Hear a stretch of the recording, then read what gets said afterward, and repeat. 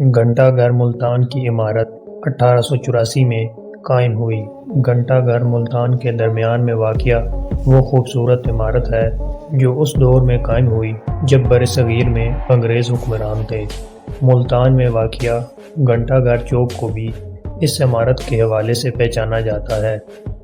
محکمہ آثار قدیمہ کے ریکارڈ کے مطابق ملتان کی تاریخی خوبصورت ترین عمارت گھنٹہ گھر کی تعمیر برطانوی دور میں 1884 میں شروع ہوئی اور 4 سال بعد 1888 میں مکمل ہوئی۔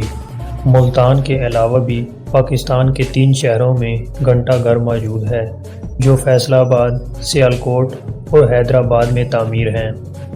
شروع میں جب لوگوں کے پاس گھڑیاں عام طور پر نہیں ہوتی تھیں کیونکہ مہنگی تھیں اور عام بھی نہیں تھیں، اس بات کو دیکھتے ہوئے انگریزوں نے شہروں میں گھنٹہ گھر تعمیر کیے۔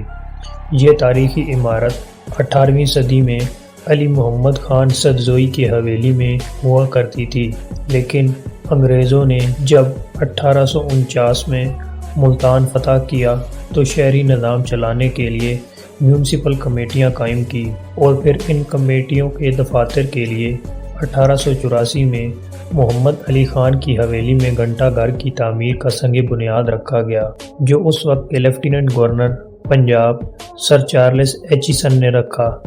بعد ازاں اس میں کمیٹی آفس قائم کر دیا گیا اور آج بھی یہ عمارت سرکاری دفتر کے ساتھ اپنی رعنائیاں برقرار رکھے ہوئے ہے۔ یوں تو ملتان ولیوں بزرگوں کے شہر کو بھی کہا جاتا ہے۔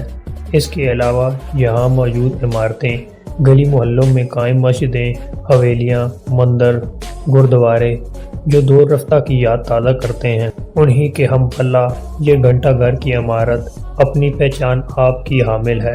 دل فریب حسن کی مالک یہ عمارت فن تعمیر اور دور گزشتہ کی عکاس بھی رکھتی ہے۔